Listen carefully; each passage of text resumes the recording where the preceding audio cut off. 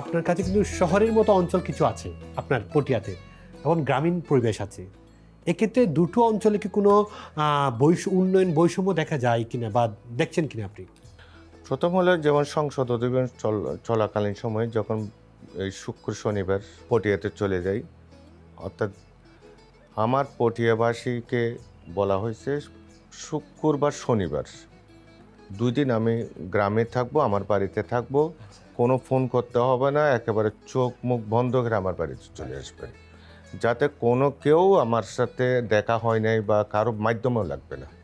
যেহেতু আমাকে অনেক সময় ফোনে নাও পাইতে পারে, কিন্তু পাওয়ার দরকার না, আমার শুক্র শনিবার এটা কমন বলে দিছি, চলে আসে। এখন সকালবেলা থেকে শুক্রবার শনিবার সকালবেলা থেকে লোকজন আসে, ওদের সাথে ওদের সুখ দুঃখের কথা শুনি, যতটুকু পারি চেষ্টা করি মিটমাট করার জন্য। বেশিরভাগ আসে ওই যে জায়গা জমিন বিরোধ নিয়ে, যেগুলো আদালতের কাজ। আদালতের কাজ তো বুঝাই দিই আর কি, ওগুলি তো আসলে আমাদের কাজ না, আমরা বুঝাই দিই। হ্যাঁ, আপনারা কোথায় গেলে কি পাবেন, আইনের সহায়তা পাবেন, এগুলি বুঝে দিই। তো মানুষের কথা শুনতে হয়।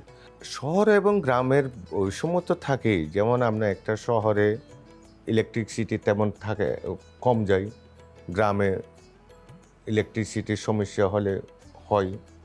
তারপরে রাস্তাঘাটের, গ্রামের রাস্তাঘাট আর শহরের রাস্তাঘাটের বৈষম্য থাকবেই।